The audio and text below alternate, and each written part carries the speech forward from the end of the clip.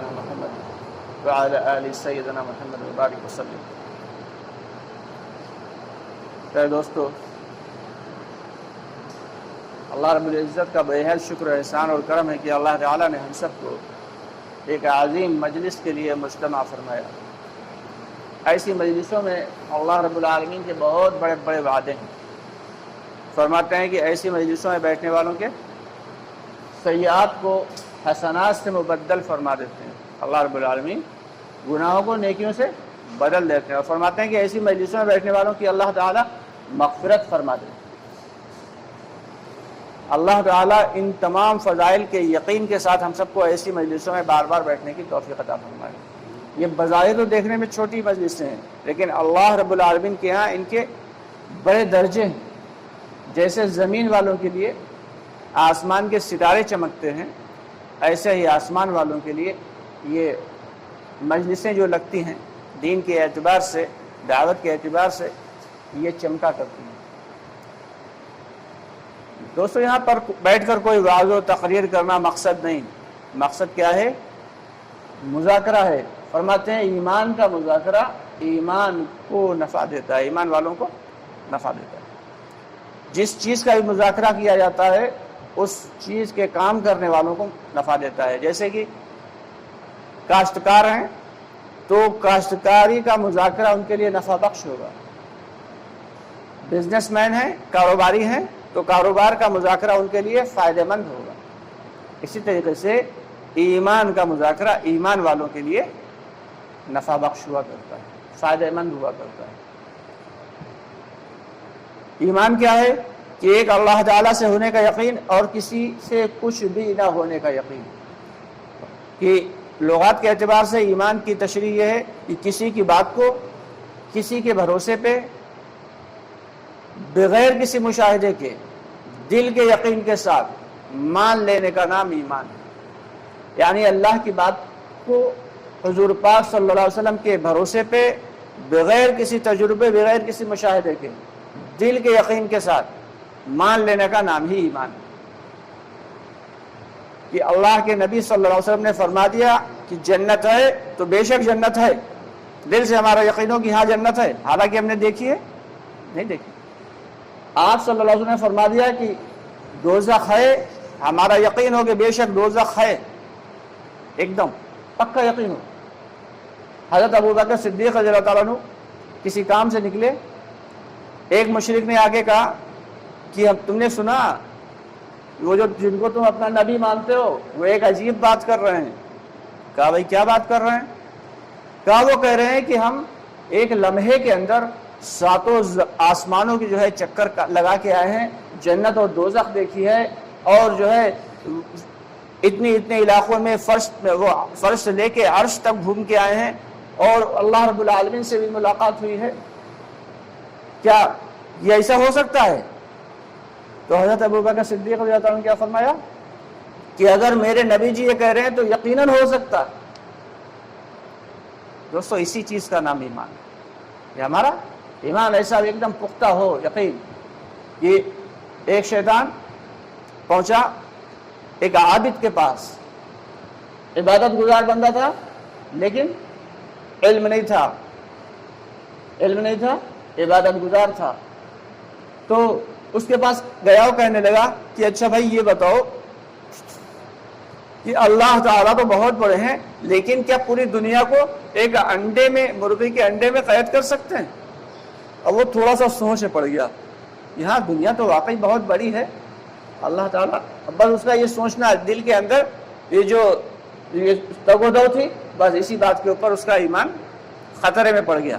پھر وہ پہنچا ایک عالم کے پاس، وہ عالم باعمل تھے، ان کے پاس پہنچا اور کہنے لگا کہ ذرا یہ تو بتائیے کہ اللہ تعالیٰ تو بہت بڑے ہیں، بہت قدرت والے ہیں، بڑی عظمت والے ہیں، کیا آپ پوری دنیا کو کسی ایک انڈے کے اندر قید کر سکتے ہیں؟ انہوں نے کہا کیوں نہیں کر سکتے؟ اللہ تعالیٰ کو تو یہ بھی قدرت ہے کہ مرغی کے بجائے کبوتر کے انڈے میں بھی پوری دنیا کو سمیٹ کے رکھ دیں۔ تو یقین ہمارا ایسا ہونا چاہیے کہ اللہ سب کچھ کر سکتے ہیں۔ کوئی شخص یہ کہے کہ سوئی کے ناکے میں سے کیا ہاتھی گزار سکتے ہو؟ کہا ہاں بھائی قطعی نہیں گزار سکتے ہیں. کیا اللہ گزار سکتے ہیں؟ تو ہم کہیں ہاں بے شک گزار سکتے ہیں، کیونکہ اللہ تو اللہ ہے. اللہ کی قدرت، اللہ کی بڑائی، اللہ کی عظمت یہ تو بالکل بے حساب ہے، بے حد حساب ہے.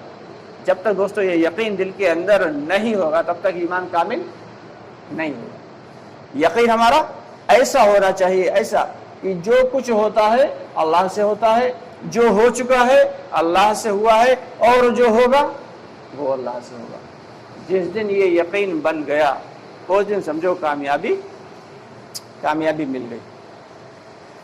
فتح مکہ کے بعد آپ صلی اللہ علیہ وسلم نے ایک وفد دیا، 5-6 ساتھی یا 10 ساتھی دیے حضرت خالد بن ولید رضی اللہ تعالیٰ عنہ کو، اور کہا کہ فلاں جگہ جاؤ، وہاں جا کے کچھ مشرکین مکہ جو تھے ان کے الگ الگ خدا بنے ہوئے تھے. جو بڑے بڑے خدا جو تھے تو حبل تھا اور لات تھا اور عزا تھی. تو عزا کا جو ہے ان لوگوں نے ایک عبادت خانہ بنا کے رکھا ہوا تھا، بہت بڑا سا عبادت خانہ جو مین تھا، اور اس سے جو ہے وہ مانگا کرتے تھے. اور ان کا یقین یہ تھا مشرکین مکہ کا کہ ان سے ہی ملتا ہے، اس سے ہی ملتا ہے. حضرت خالد بن ولید رضی اللہ تعالیٰ عنہ کو کچھ لوگ دیے ساتھی، اللہ کے نبی صلی اللہ علیہ وسلم نے کہا جاؤ اور اس کو توڑ دو. حضرت خالد بن ولید رضی اللہ عنہ لے کے اپنے ساتھی جب پہنچے سفر کر کے اس علاقے میں، اور جب اس عبادت خانے کو توڑنے چلے تو جو اس کا جو مجسمہ رکھا ہوا تھا عزا کا، بہت بڑا سا مجسمہ تھا، اس کے پیچھے سے ایک بوڑھی عورت اچانک نکلی جس کے بال بکھرے ہوئے تھے، اور ساتھ ہی ساتھ وہ منمناتی ہوئی آواز میں کچھ بول رہی تھی، گویا کہ کچھ جنتر منتر کر رہی تھی. اور ان کو روکنے لگی حضرت خالد بن ولید سے باقاعدہ ہاتھا پائی کر کے ان کو روکنے لگی. کیا کر رہے ہو؟ میرا مجسمہ کیوں توڑ رہے ہو؟ لیکن حضرت خالد بن ولید رضی اللہ عنہ سمجھ گئے کہ یہ عورت جو ہے یہ کوئی انسان نہیں ہے، یہ جنیاں ہے. کیونکہ اس دور میں جنوں کے بت اور جنیوں کے بت بنا کے رکھے جاتے تھے اور پھر ان کی باقاعدہ پرستش ہوتی تھی. چنانچہ انہوں نے اس جنیہ کا، عزا کا سر قلم کیا اور پھر اس عبادت گانے کو، عبادت خانے کو تہتیق کر دیا. تو اس سے پتہ یہ چلتا ہے کہ ان کا ایمان ایک دم بالکل مضبوط تھا. ورنہ اچانک کسی جو ہے مجسمے کے پیچھے سے کوئی عورت بکھرے بالوں والی منمناتی ہوئی نکل آئے جس کا کوئی گمان بھی نہ ہو تو آدمی اچھے سے اچھے بھاگ جائیں گے. تو اس لیے یقین ہمارا ایک اللہ سے ذات سے ہوگا. اللہ سے ہونے کا جب یقین ہوگا تو پھر ہم کسی سے نہیں ڈریں گے علاوہ اللہ کے، علاوہ اللہ کے کسی سے نہیں ڈریں گے. یہ دنیا جو ہمیں نظر آ رہی ہے یہ تو بہت چھوٹی سی ہے، دنیا کا ایک حصہ ہے. اس دنیا سے اوپر اگر ہم چلیں گے تو یونیورس میں تو اتنے بڑے بڑے سیارے گھوم رہے ہیں اور ستارے ہیں جو اس دنیا سے کروڑوں اربوں گنا بڑے ہیں. سیارے اس دنیا سے کروڑوں اربوں گنا بڑے ہیں یہ ستارے، جو ہمیں دوری کی وجہ سے ذرہ سے دکھائی دیتے ہیں، صرف ایک بندی کے برابر دکھائی دیتے ہیں. اور بلیک ہولز اتنے ہیں، کہتے ہیں کسی چیز کو کوئی انتہا نہیں. دنیا کا چکر لگاؤ تو واپس آ جاؤ گے، لیکن جو یونیورس میں بلیک ہولز ہیں تو اس کے اندر اگر کوئی آدمی داخل ہو جائے تو وہ اس میں سے کبھی بھی نکل نہیں سکتا. کتنی بھی تیز رفتاری سے چلتا رہے اور سینکڑوں سال چلتا رہے لیکن نکل نہیں سکتا. ٹھیک اسی طریقے سے حضرت جبرائیل علیہ السلام سے اللہ رب العالمین نے کہا کہ ذرا فلاں جنت جو ہے وہ دیکھ کے آؤ. جبرائیل علیہ السلام نے اصل میں یہ کہا کہ ایک روایت کے مطابق کہ جبرائیل علیہ السلام کے 500 پر ہیں اور ایک روایت کے مطابق 100 پر ہیں، جس میں سے 2 پر کھولتے ہیں. تو 2 پر جب کھولتے ہیں تو وہ لمحوں میں 7ویں آسمان سے زمین پہ آ جاتے ہیں. اللہ تعالیٰ نے کہا، اللہ تعالیٰ سے کہا جبرائیل علیہ السلام نے کہ اللہ تو نے مجھے اتنے سارے پر دیے ہیں، ان کا کبھی استعمال تو ہو نہیں پایا. 2 ہی پر کھولتے ہیں اور ہم لمحوں میں زمین پہ پہنچ جاتے ہیں. یہ پورے پر سارے پر کھولنے کی نوبت ہی نہیں آئی. تو اللہ رب العالمین نے کہا جاؤ فلاں جو جنت ہے اس کے اندر جا کے تم سارے پر اپنے کھول کے اڑو۔ چنانچہ جبرائیل علیہ السلام گئے اس جنت کے اندر اور انہوں نے جتنے بھی پر ہیں سارے کے سارے پر کھولے۔ اب جب اندازہ لگائیے 2 پر کھولنے سے تو وہ لمحوں میں 7ویں آسمان سے زمین تک آ جاتے ہیں، تو سارے کے سارے پر کھولے تو کیا رفتار رہی ہوئے گی۔ اور پھر انہوں نے اڑنا شروع کیا، اڑتے رہے، صبح سے شام ہوئی، شام سے پھر صبح ہوئی، صبح سے پھر شام ہو گئی، اڑتے رہے، لیکن وہ جنت ختم نہیں ہوئی۔ تو اندازہ لگائیں کتنی بڑی جنت ہوگی، کتنی بڑی جنت ہوگی۔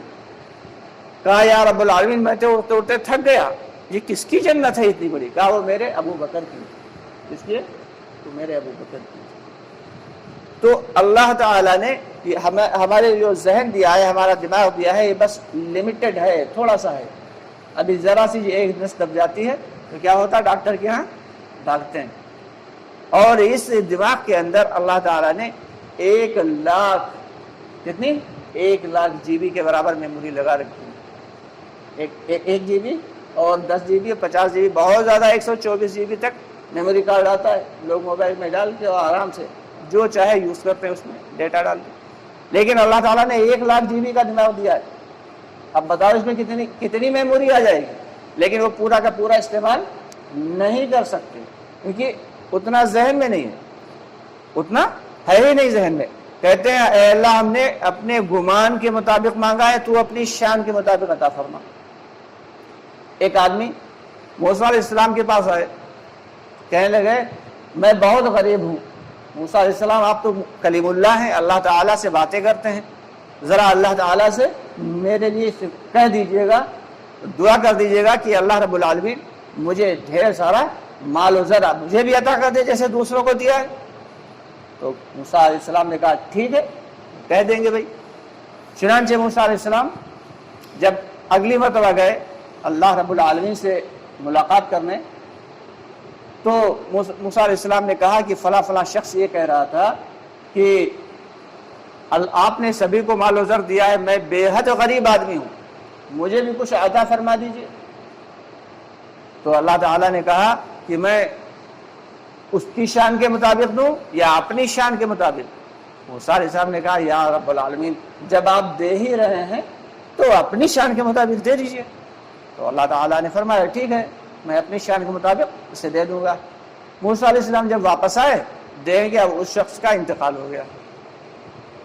بڑا حیرت میں یا رب العالمین یہ کیا معاملہ ہے؟ اللہ تعالیٰ نے فرمایا تھا کہ اسے ہم دیں گے اور اپنی شان کے مطابق دیں گے، اور اس کا تو اسے تو اپنے پاس بلا دیا، اس کا تو انتقال ہو گیا۔ اگلی مرتبہ جب ملاقات کے لیے گئے تو موسیٰ علیہ السلام نے کہا یا رب العالمین فلاں فلاں شخص تھا، اس نے ہم سے یہ کہا تھا، اور آپ نے کہا بھی تھا کہ ٹھیک ہے اسے ہم اپنی شان کے مطابق دنیا دے دیں گے، لیکن اسے جب ہم پہنچے تو اس کا انتقال ہو چکا تھا۔ تو اللہ تعالیٰ نے فرمایا دنیا جو جگہ ہے وہ بہت چھوٹی سی ہے موسیٰ، وہاں تو ہم تمہاری شان کے مطابق دے سکتے ہیں، اس کی شان کے مطابق دے سکتے تھے، اپنی شان کے مطابق دینے کے لیے اسے ہمیں اپنے پاس بلانا پڑا۔ تو اپنے پاس بلایا تو جی بھر کے نعمتیں دے دی۔ اللہ تعالیٰ جنت میں جب جنتیوں کو اکٹھا کریں گے تو دنیا میں کتنی ہماری جو دماغ کی میموری ہے 6 سے 7% تک استعمال کرتے ہیں، تو لمبے لمبے منصوبہ بندی کرتے ہیں، اور جنت میں اللہ تعالیٰ 100% میموری کھول دیں گے، اللہ کر دیں گے، ساری کی ساری 100% میموری اللہ کریں گے، اور پھر کہیں گے اب مانگو کیا مانگتے ہو۔ تو اب اندازہ لگائیں کتنا کچھ مانگے گا آدمی۔ دنیا میں صرف 6-7% کی جب میموری یوز کرتا ہے، کھلی ہوتی ہے، تو کیا کیا مانگتا ہے کہ اتنے بڑے بڑے منصوبے ہوتے ہیں کہ پوری دنیا ہی مل جائے گا، اگر ذرہ برابر بھی موقع مل جائے تو پوری دنیا کے ہی اوپر ایک آدمی انسان قبضہ کرنے کی کوشش کرے، اور وہاں تو اللہ تعالیٰ 100% میموری کھولے کہہ رہے ہیں اب مانگو کیا مانگو گے، تو وہ خوب مانگے گا اللہ مجھے یہ بھی چاہیے، مجھے وہ بھی چاہیے، مجھے وہ بھی چاہیے، مجھے وہ بھی چاہیے۔ اللہ تعالیٰ کہیں گے ٹھیک ہے مانگ چکے، کہا ہاں اللہ، ٹھیک ہے اور مانگو، اور مانگے گا اللہ پھر یہ بھی دے دیجیے، آپ دینے پہ آئے تو یہ بھی دے دیجیے، پھر وہ بھی دے دیجیے۔ اللہ تعالیٰ کہیں گے بس اور مانگو۔ چنانچہ وہ بندہ جی بھر کے اور جتنا مانگ سکتا ہے مانگے گا، اللہ تعالیٰ اس نے جتنا مانگا ہے وہ دیں گے، اور پھر اس سے بعد 9 گنا مزید اٹھا کے دیں گے نعمتیں۔ یہ 10 گنے کا وعدہ ہے اللہ کا کہ اللہ تعالیٰ 10 گنی نعمتیں اس کو عطا فرمائیں گے۔ تو اب اندازہ لگائیں اللہ کی قدرت اور اللہ کی جو یہ شان ہے کیسی نرالی ہے. ہم لوگ تو گمان بھی نہیں کر سکتے, 5-6 فٹ کے آدمی ہیں اور پھر بھی اللہ تعالیٰ کی نافرمانی کیا کرتے ہیں. ہمیں اللہ کی بڑائی جس دن پتہ چل گئی, اس دن دنیا کی ساری طاقتیں, دنیا کی ساری طاقت اللہ کو پانے کے لیے ہم جھونک دیں. کیونکہ اللہ کو جس نے پا لیا اس نے سمجھو حقیقت میں اپنی زندگی کا حاصل پا لیا. باقی دنیا میں ہے کچھ نہیں. یہ ایک لمحے کا جس زندگی کا بھروسہ نہیں, اس کے لیے ہم صبح سے لے کے شام تک محنت کرتے ہیں. کتنی محنت کرتے ہیں بھائی؟ کہ 24 گھنٹے ہم دنیا ہی کے فیر میں پڑے ہوئے ہیں کہ کسی طریقے سے ہماری دنیا بن جائے. اور اس دنیا پہ اللہ تعالیٰ کے کوئی وعدے نہیں ہیں. کوئی وعدے ہیں بھائی؟ کوئی وعدہ نہیں. اس دنیا پہ کوئی وعدہ ہے ہی نہیں. جب اللہ تعالیٰ اپنی شان کے مطابق دینا ہے تو کہاں بلائیں گے؟ آخرت میں بلائیں گے, جنت میں دیں گے, اپنی شان کے مطابق عطا فرمائیں گے. اتنا دیں گے کہ ہمارا گمان بھی نہیں. تو اس لیے ہم سب کی ذمہ داری ہے کہ اپنے رب کو پہچاننے کی کوشش کریں. ہمارا مقصد جنت نہ ہو, ہمارا مقصد تو ہمارے رب کی پہچان. جب رب مل ہی جائے گا تو پھر جنت تو خود بخود مل جائے گی. جب اللہ تعالیٰ راضی ہو جائیں گے تو جنت تو مل ہی جائے گی. تو ہر وہ کام جس سے اللہ تعالیٰ نے منع فرمایا ہے, ہر وہ گناہ کا کام اس سے بچنا ہے, اور وہ عمل جس سے اللہ تعالیٰ راضی ہوتے ہیں اس عمل کو کرنا. تو یہ کیسے آئے گا؟ یہ باقاعدہ سیکھنا پڑے گا. سب سے پہلے جو اللہ تعالیٰ کو راضی کرنے والا کام ہے وہ ہے نماز ہے, کہ ہم نماز کو اہتمام کے ساتھ پڑھ رہے ہیں. نماز کیسے پڑھی جاتی ہے بھائی؟ اہتمام کے ساتھ. اور نماز ہم کیسے پڑھتے ہیں؟ جلد بازی کے ساتھ. یہ نماز پڑھ رہے ہیں, پڑھتے چلے جا رہے ہیں, ایک عادت بن گئی ہے. کہتے نہیں کہ ایک آدمی کو بیڑی کی لت لگ گئی, بیڑی نہیں پی رہا ہے تو اسے کچھ دقت ہو رہی, بیڑی کی لت لگی ہے, بیڑی پیے گا. وہ سگریٹ کی لت لگی ہے, سگریٹ پیے گا. چائے کی لت لگی ہے, چائے نہیں پیے گا تو تکلیف ہوئے گی, کچھ چھوٹ گیا. ٹھیک اسی طریقے سے ہمیں نماز کی لت لگ گئی ہے تو نماز پڑھ رہے ہیں. لیکن اس نماز سے ہمیں ملنے والا کیا ہے؟ دنیا میں بھی کامیابی کا ذریعہ ہے نماز, اور آخرت میں بھی کامیابی کا ذریعہ نماز. یہ ایک حدیث کا مفہوم ہے کہ اللہ کے نبی صلی اللہ علیہ وسلم فرما رہے ہیں,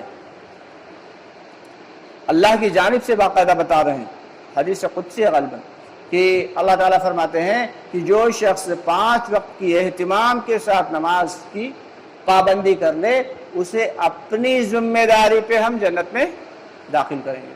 اللہ تعالیٰ کیا کہہ رہے ہیں؟ اپنی ذمہ داری پہ جنت میں داخل کریں گے جو شخص 5 وقت کی نماز اہتمام کے ساتھ پوری کریں. اب اہتمام کے ساتھ کیا ہے کہ نماز کو سیکھ کے دھیان سے, خشوع سے, خضوع سے, اللہ کے ڈر سے پڑھا جائے. دھیان کہاں ہوگا؟ نماز تو ہم یہاں پڑھ رہے ہیں, دھیان کہاں ہوگا؟ دھیان بھی ہمارا نماز میں ہی ہے. دھیان کہاں ہو گئی؟ نماز میں ہو.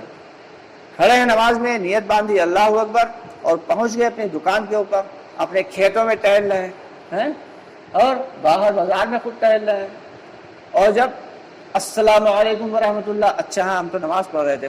ایک روبوٹ کی طرح چل رہے ہیں, کمپیوٹرائز سسٹم ہے, اللہ اکبر اللہ اکبر اللہ اکبر اللہ اکبر. یہ نماز اللہ کے ہاں قابل قبول نہیں ہے. ہاں یہ کہ اللہ چاہیں تو قبول کر لیں, اللہ کو بھلا کون روکنے والا ہے.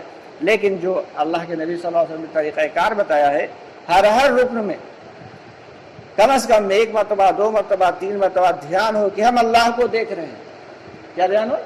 ہر رکن میں, جب قیام میں ہیں, رکوع میں ہیں, سجدے میں ہیں, قعدے میں ہیں, سب میں دھیان کریں کہ ہم اللہ کو دیکھ رہے ہیں.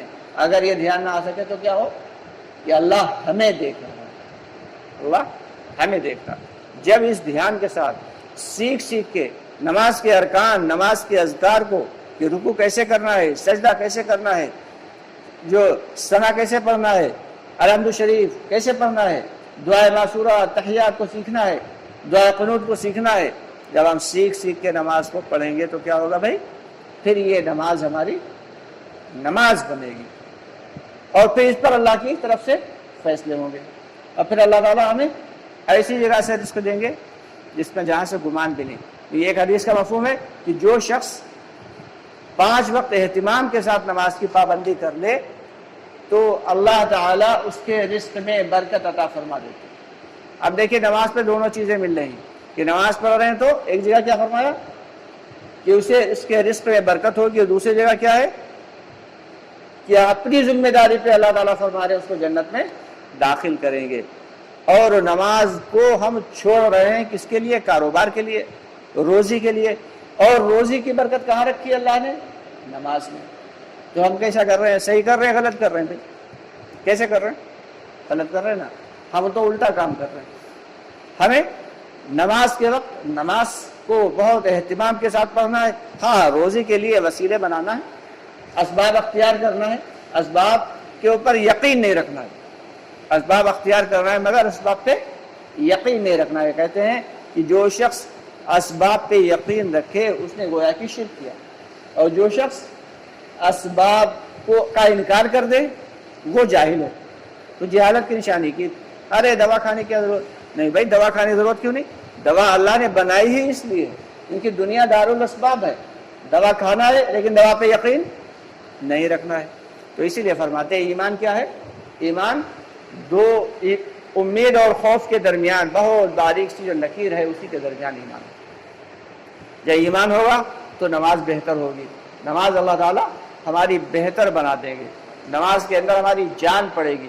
اور جب نماز کیسے بنے اس کے لیے علم کا ہونا ضروری ہے. علم کیا ہے کہ کس وقت پڑھیں نماز، کب سے کب تک پڑھیں، کس وقت کون سی نماز پڑھیں. علم 2 طریقے کا ہوتا ہے. ایک علم ہوتا ہے فضائل والا جو ہمیں اعمال پہ کھڑا کرتا ہے. کائے پہ کھڑا کرتا ہے؟ اعمال پہ کھڑا کرتا ہے کہ اس سے ہمیں یہ چیز ملے گی. ہمیں پتا ہے کہ اشراق کی نماز پڑھیں گے تو کیا ملے گا؟ 2 رکعت نماز پڑھیں گے تو کیا ملے گا بھائی؟ ایک حج ایک عمرے کا ثواب ملے گا. اور اگر 2 رکعت اور پڑھ لیں گے تو اللہ تعالیٰ پورے دن کی کاموں کی ذمہ داری لے لیں گے، ضامن بن جائیں گے. اب ہمیں یہ جب فائدہ پتا چلا تو انسان جو ہے لالچی ہے. انسان کیا ہے؟ لالچی ہے، فائدے کی طرف چلتا ہے. جب فائدہ پتا چلا تو بندہ اشراق پڑھے گا. لیکن اشراق کتنی پڑھنا ہے، کیسے پڑھنا ہے، کب پڑھنا ہے، یہ کہاں سے معلوم ہوگا؟ یہ پتا چلے گا مسائل والے علم سے. فضائل والا علم فضائل والے حلقوں میں فضائل کی کتابوں سے ملے گا. اور مسائل والا علم کہاں سے ملے گا؟ علماء کرام کے پاس. علماء کرام کے پاس مسائل کی کتابوں میں مسائل کا علم حاصل کرنا. اور جب مسائل اور فضائل دونوں کا علم ہوگا تو وہی کامل علم ہے. صرف فضائل کے علم سے کام نہیں چلنے والا اور صرف مسائل سے بھی نہیں چلنے والا. کیونکہ مسئلہ تو معلوم ہے لیکن مسئلے کے ساتھ ہمیں فضائل معلوم نہیں. تو فضائل معلوم نہیں تو ہم عمل کیوں کریں گے؟ ایک آدمی کو یہاں سے کہا جائے صبح 4 بجے اٹھ کے تمہیں یہاں سے 10 کلومیٹر دور جو بستی ہے وہاں پہنچنا ہے. اس کا دماغ خراب ہوا خواہ چلا جائے گا. اور ایک آدمی سے ایک جگہ جو ہے کہہ دیا جائے کہ یہاں سے 10 کلومیٹر جو تو بستی ہے وہاں صبح 4 بجے پہنچنا ہے، اور جو وہاں جلدی پہنچنے والے 10 لوگ ہیں ان کو 2-2 ہزار کے 5 نوٹ دیے جائیں گے. گلابی والے کیا دیے جائیں گے؟ 5 نوٹ. اب بتاؤ کتنے لوگ وہاں 3 بجے تک پہنچ جائیں گے؟ 4 بجے کا ٹائم ہے، بہت سارے لوگ 3 بجے پہنچ جائیں گے. 10,000 کا مسئلہ ہے، ذرا سی دیر مل رہے ہیں کیونکہ وہاں پہ فائدہ معلوم ہے اس لیے وہاں پہ پہنچنا آسان ہے. جہاں پہ فائدہ ملتا ہے انسان کی فطرت ہے کہ وہ اسی کی طرف چلتا ہے. تو اس لیے فضائل والا علم اور مسائل والا علم یہ دونوں علم کا ہونا ضروری ہے. علم ہوگا تو ہمیں معلوم ہوگا کیا حلال ہے کیا حرام ہے، کیا ناجائز ہے کیا جائز ہے. جب ہمیں علم کے ساتھ ساتھ جو ہے اگر ہمارے دل کے اندر اللہ کا استحضار نہیں ہے، اللہ کا استحضار نہیں ہے، اللہ کا خوف نہیں ہمارے دل کے اندر، اللہ کا دھیان نہیں ہے تو پھر سمجھیں یہ علم ادھورا ہے. کیونکہ علم ذکر کے ساتھ جڑا ہوا ہے. ذکر کیا ہے کہ ہر وقت ہم اللہ کے دھیان میں رہیں. کس کے دھیان میں ہو؟ ہر وقت ہمیں اللہ کا دھیان ہو. اس کے لیے باقاعدہ محنت اور مشق بتائی جاتی ہے۔ کون سی مشق ہے؟ کہ روزانہ کم از کم ایک پارہ قرآن پاک کا دیکھ کر پڑھیں۔ کتنا پڑھنا ہے؟ ایک پارہ قرآن کا روزانہ دیکھ کر پڑھیں۔ اور تیسرا کلمہ یعنی سبحان اللہ والحمد للہ ولا الہ الا اللہ واللہ اکبر ولا حول ولا قوت الا باللہ، یہ ایک تسبیح، اور درود شریف کی ایک تسبیح، اور استغفار کی ایک تسبیح صبح سے اور شام کو، صبح کی 3 اور شام کی 3، یہ ان دونوں تسبیحات کی عادت ڈالیں گے سب لوگ انشاءاللہ۔ اور کیا کرنا ہے؟ اللہ کے دھیان کو حاصل کرنے کے لیے، عادت ڈالنے کے لیے تیسرا کام یہ کرنا ہے کہ جو مسنون دعائیں ہیں ان کا اہتمام کرنا ہے۔ مسنون دعائیں کون سی ہیں؟ یہ کپڑا پہننے کی دعا ہے، کھانا کھانے کی دعا ہے، کھانے کے بعد کی دعا ہے، نماز کے جب مسجد میں جب نماز کے لیے آئے، کسی بھی کام کے لیے آئے تو مسجد میں داخل ہونے کی دعا ہے، مسجد سے باہر جانے کی دعا ہے، بیت الخلاء جانے کی دعا ہے، بیت الخلاء سے نکلنے کی دعا ہے۔ غرض یہ کہ ہر عمل کی دعا اللہ کے نبی صلی اللہ علیہ وسلم سکھا کے گئے ہیں۔ یہ تمام دعائیں ہم سیکھیں اور عمل کرتے رہیں اس پہ، کہ جب کپڑے پہن رہے ہوں تو ہم دعا پڑھیں گے تو ہمیں اللہ کا دھیان آئے گا نہیں آئے گا؟ کھانا کھا رہے ہیں ہم دعا پڑھیں گے، ہمیں اللہ کا دھیان آئے گا نہیں؟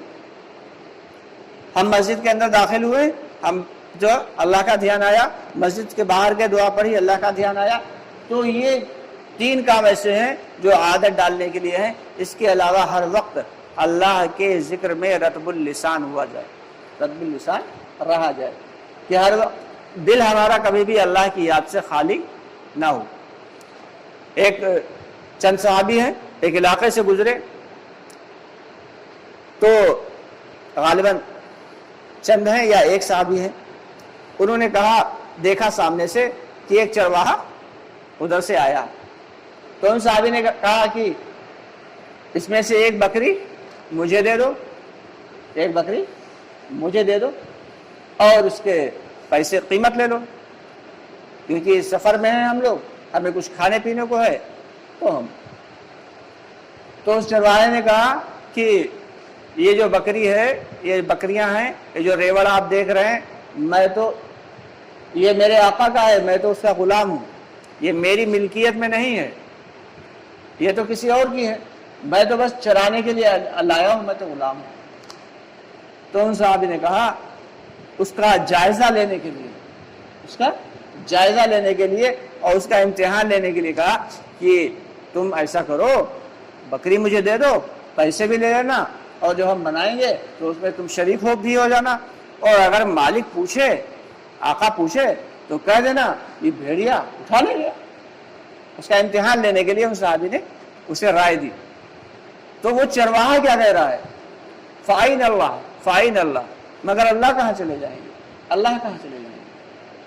تو اس دور کے چرواہے بھی ایسے تھے کہ انہیں ہر وقت اللہ کا دھیان رہتا تھا۔ آج ذرا ہم لوگ غور کریں کہ ہمیں کتنا، ہم نماز میں ہمیں اللہ کا دھیان نہیں رہتا، عام حالات میں تو دور کی بات ہے، نماز کی حالت میں اللہ کا دھیان نہیں رہتا۔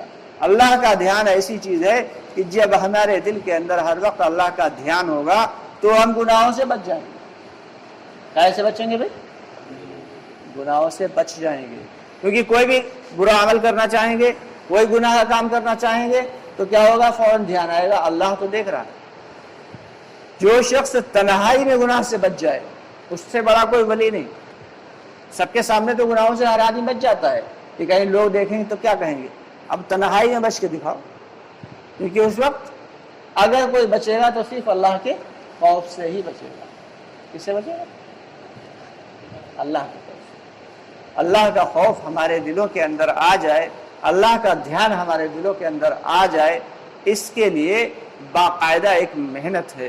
یہ محنت جو بتائی گئی کہ روزانہ ایک پارہ قرآن کا پڑھنا ہے، اور صبح سے شام تک، صبح کی اور شام کی الگ الگ یہ تسبیحات ہیں، ان تسبیحات کو پڑھنا ہے، اور جو مسنون دعائیں ہیں ان مسنون دعاؤں کا اہتمام کرنا ہے۔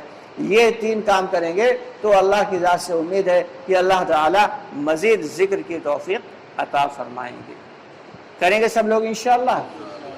اچھا جب علم بھی ہوگا اور ذکر بھی آ گیا.